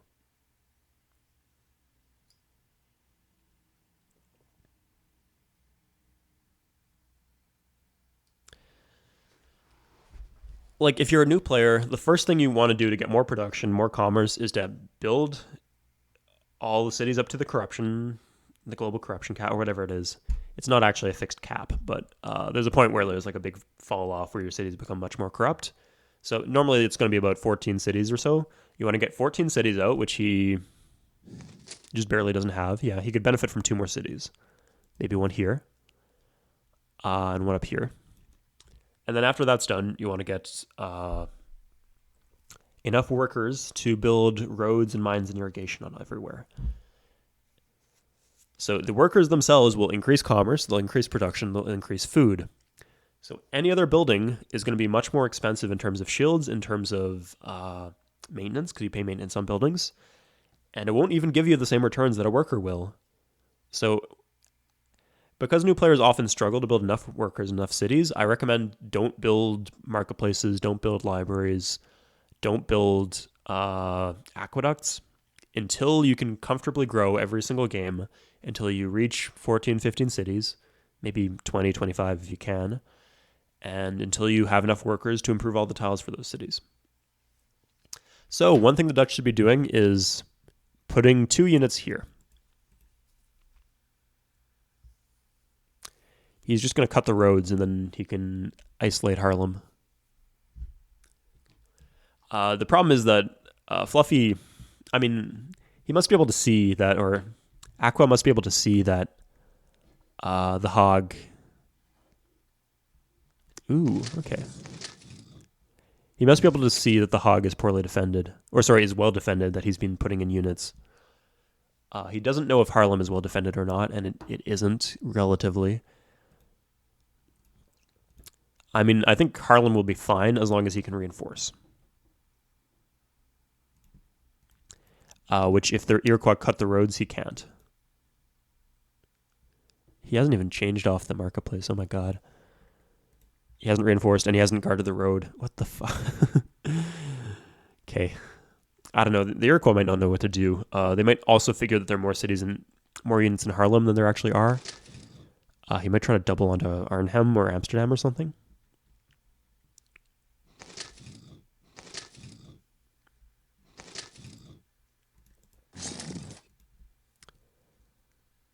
Nobody's giving iron to the Vikings.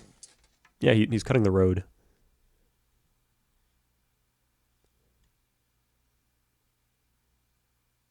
Oh, he had a whole turn, dude.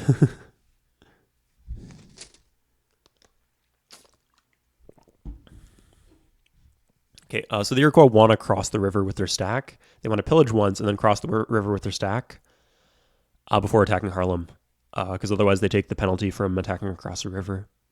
So we'll see if they do that or not. I really hammered that into him in game 2, H2 Aqua, so maybe he learned his lesson. We'll see.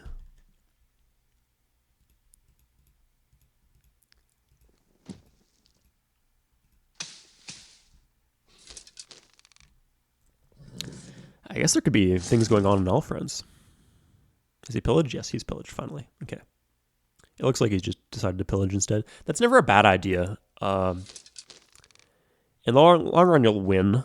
The Dutch have good defensive units, but their offense isn't inherently better. So if you're pillaging them and forcing them to attack you, then they lose that big benefit that they have.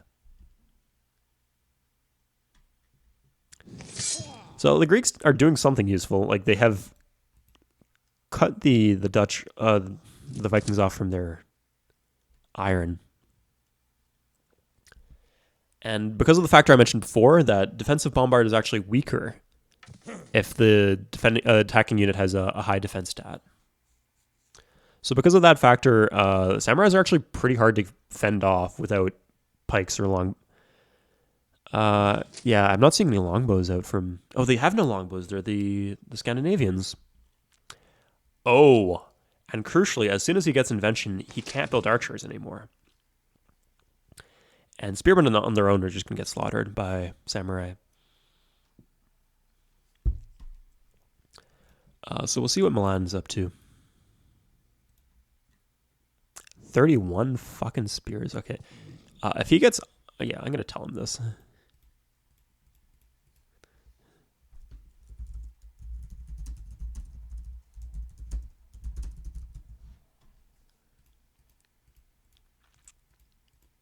This is just ridiculous, yeah.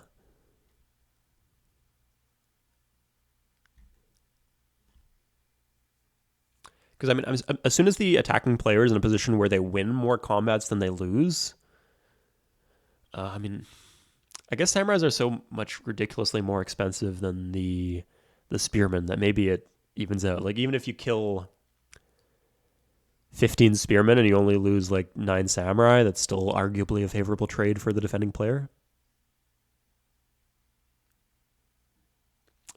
You can share.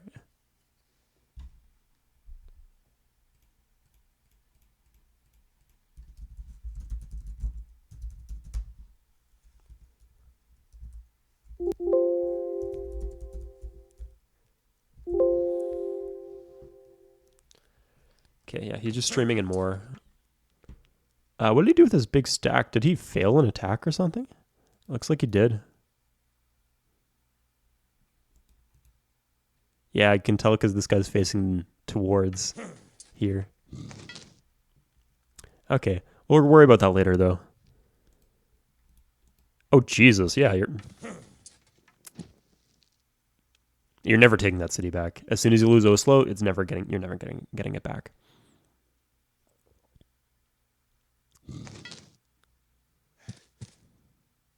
Oh, maybe with berserks, but you're never holding all your other cities. Yeah, so there's a lag when taking a city. Let's see, did he attack Harlem?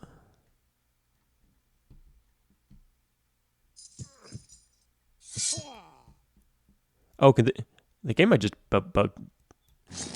okay, he moved his stack into Oslo. Yeah, he can reach literally every city from here. So it's basically over unless the Iroquois can make something happen. I don't know, maybe they can take on Knossos. But then they'd have to hold Knossos. And I don't think that's really possible for them at the moment.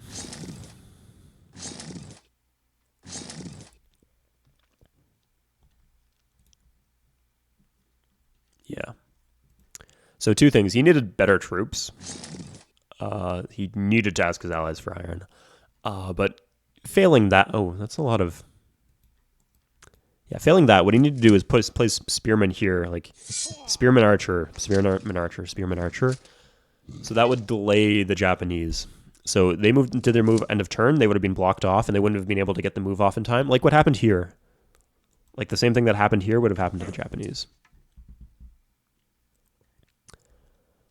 And at least that would have bought you time to like plan what you do, maybe upgrade your archers to berserks. Yeah, Jesus. If I was him, I'd place units here and here. Because otherwise they're just going to attack a dense and the game's over.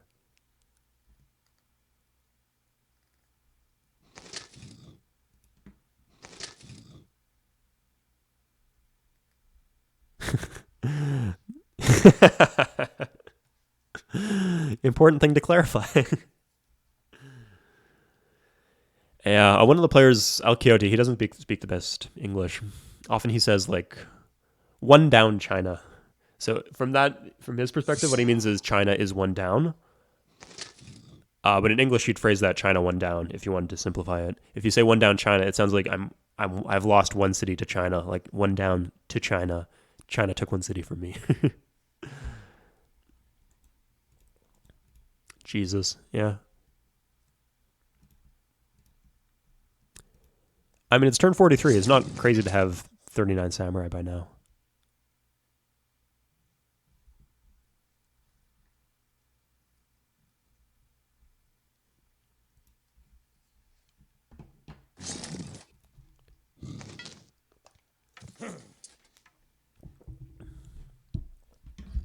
So yeah, definitely good hold from the Dutch.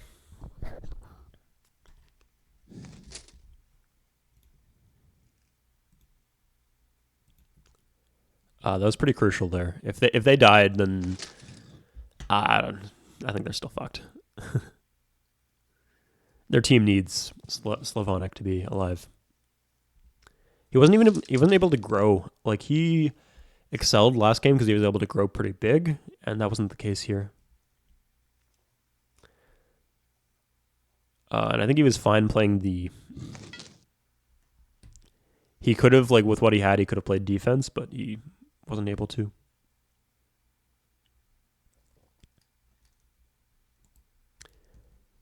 He's got a bunch of archers here. Maybe he can, if he could kill the Greeks.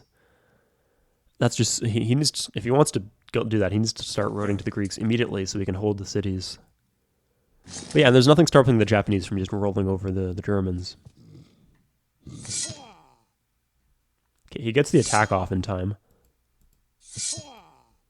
He might get a few samurai dead with that. Looks like he slaved a bunch of berserks.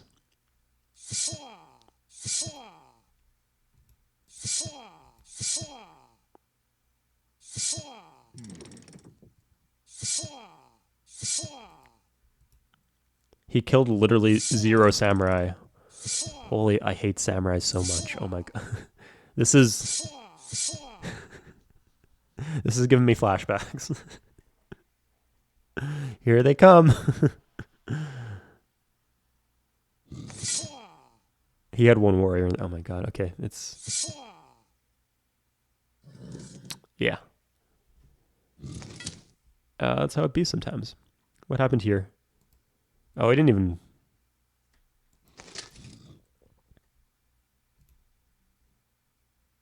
Let's see what the Greeks have.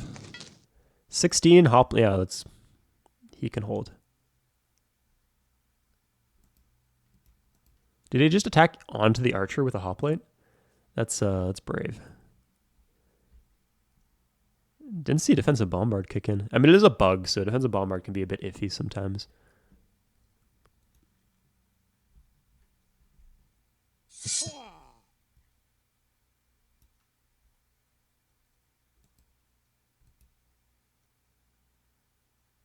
Leaving Sparta, that's good because he knows that this stack had just used its move. It can't double onto Sparta. He should be moving the mutants up from Corinth though. Let's see what's actually in Athens.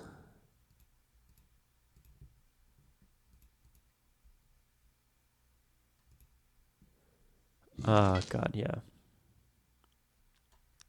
No markets, no library. Harbors, if you need harbors to trade, you can build harbors. I wouldn't really recommend them otherwise. Because they only give +1 food, right? Which isn't a lot in QC.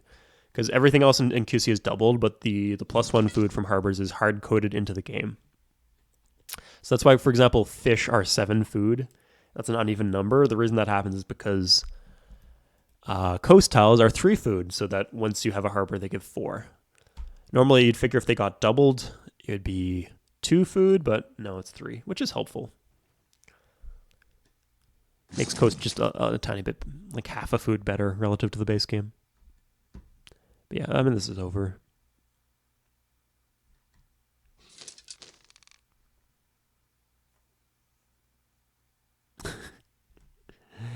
Okay, rookie, you're just not allowed to play with us anymore, rookie. I'm sorry. I thought maybe like Slavonic would be like a foil to rookie, but that wasn't the case.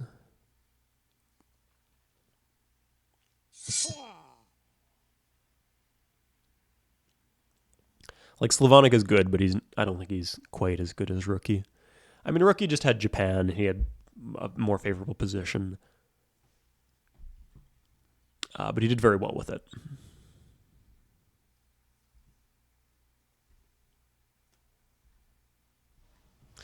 I mean, that's what he did. He just built a bunch of cities. He built a granary in every city by slaving the granary.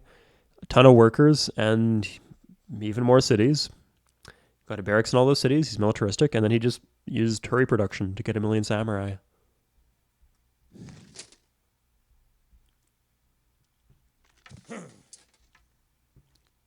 Game is over.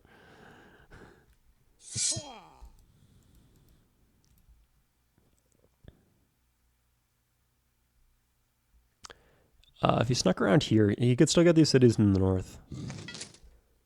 But he doesn't seem to realize that. And like that's telling him that would be crossing a line.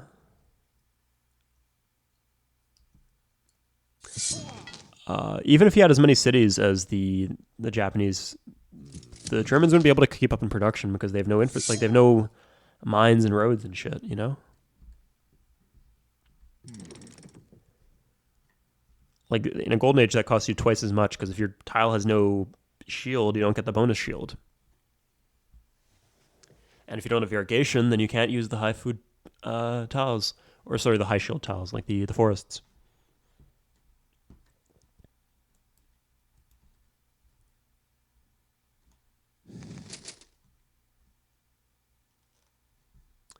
Yeah, I mean, these guys are never going to win this 3v2. I guess there's like some ridiculous scenario where they... Yeah, we'll let them try to play it out. If they were to somehow kill both the Germans, or both the Greeks and the Dutch at the same time, and the Germans could hold, then we got a game on our hands again. I don't think the Germans would hold, though. But, I mean, these are new players. You can't really guarantee that they'll execute any attack properly. But that's similarly why I have such little faith that it'd be ridiculous for them to execute two successful attacks against fairly well-guarded players at the same time. Oh, and they also have to hold these cities in the meantime against the Japanese, who could just come in and kill Cattaraugus. He should expand his borders, or at least pillage these roads to stop the Japanese from using them against him.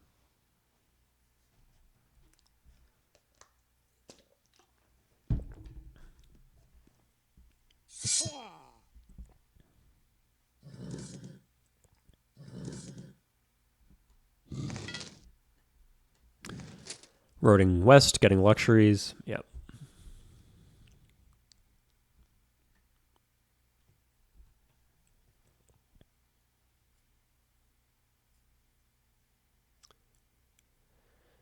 So it's ironic. QC is all about the late game, and the late game is all about the early game. So really, QC is all about the early game. What I mean by that is like the attacks you do in the early game are really inconsequential in the grand scheme of things, except that they slow down expansion and constrict growth. If you grow big, if you get really big and so you can have a high capacity of production later on, you're going to be unstoppable in the late game. It's much easier to kill people with an advantage in the late game than it is to kill people with an advantage in the early game.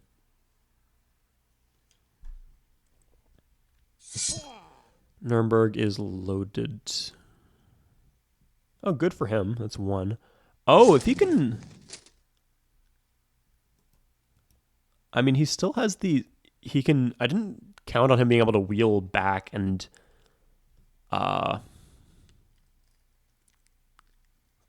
like, combine his forces and taking out Pharsalos. Let's see what's in Pharsalos.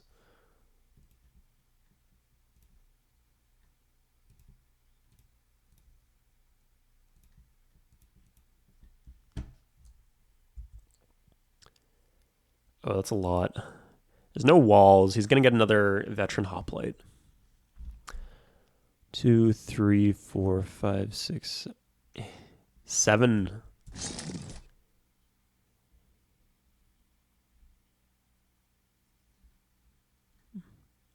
Yeah, you got the Chinese pushing in here.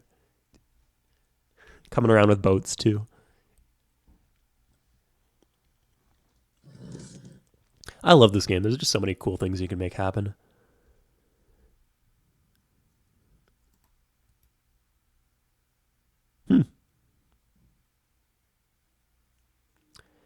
Yeah, it's just so hard to take favorable trades against samurais. Yeah, they had a golden age years ago, dude. That's why they have like a decent number of units. Oh, Chinese landed. They can go for Frankfurt, maybe.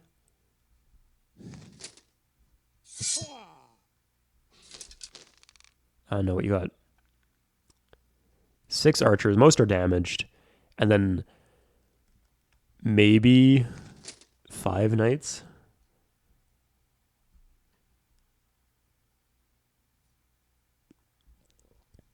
No reinforcements are coming. You should attack now. Okay, they took Cologne. Pillaging, that's good.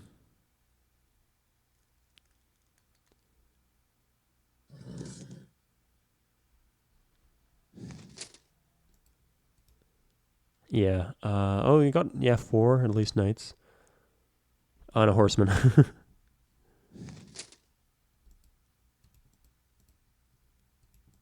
Looks like he got the kill there.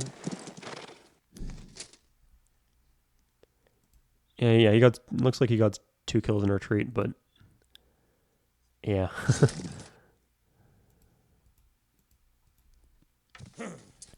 Got samurais poking their head here, poking their head here. 57 samurais. Yep, seems about right.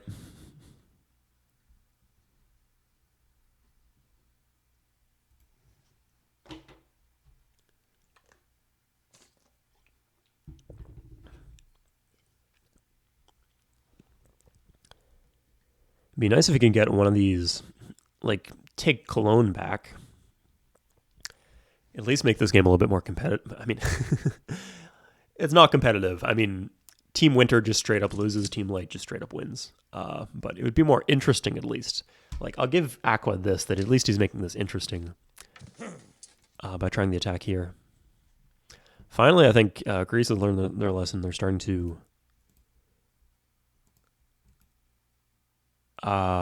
build archers.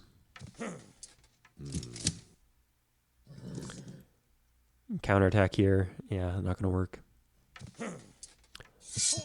He's got a few knights. Why are they there, though? Like, there's coast here. And the Dutch can see you.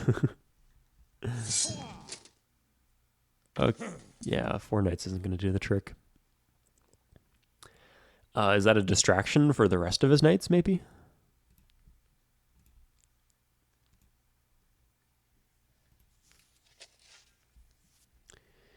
He's in heap big trouble. Oh, yeah. Sorry, I get Andre and Reardon confused a bit.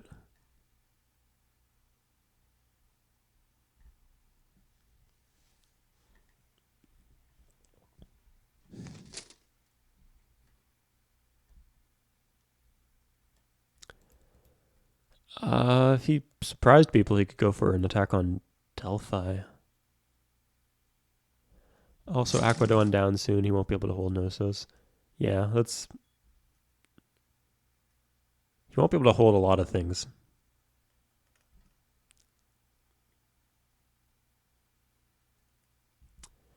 Okay, let's try to guess where the action will be.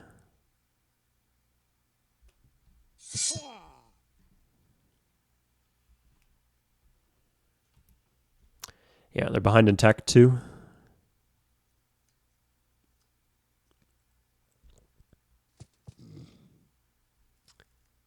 Did he attack with the pikeman? I mean, at this point you must be pretty desperate. That's okay.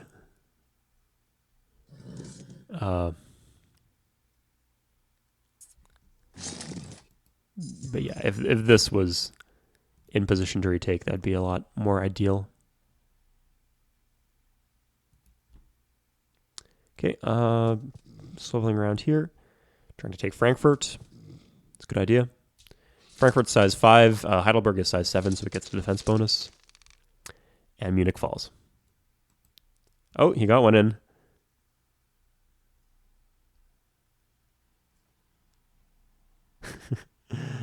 Yeah, he's good at reinforcing, I'll give him that, but it's not going to do the trick.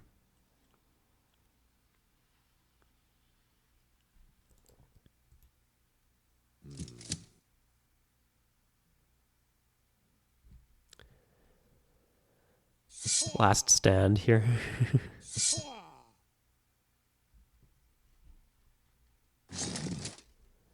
And yeah, I don't know what happened here, but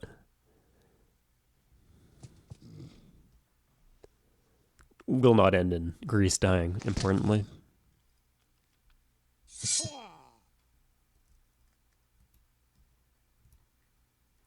Oh, so we can see where the saltpeter is now. Let's take a look. Yeah, it happened. Okay, guys.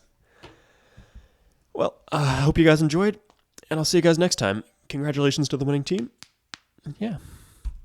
Thanks for watching.